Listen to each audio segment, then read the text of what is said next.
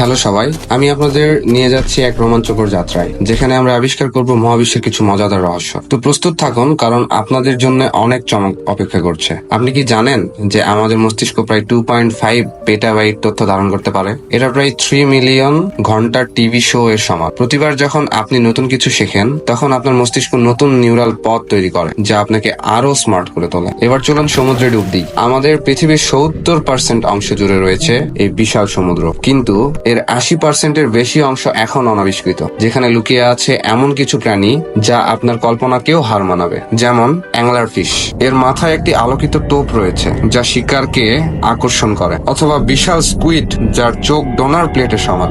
এবার চলুন মহাকাশে। আপনি কি জানেন যে সেখানে একটি হীরার গ্রহ রয়েছে? ঠিক তাই, 55 কান্ট্রি নামে একটি গ্রহ রয়েছে যা মূলত হীরা দিয়ে তৈরি। আর ব্ল্যাক হোল, এগুলি এমন মহাজাগতিক ঘটনা যা এত শক্তিশালী যে আলো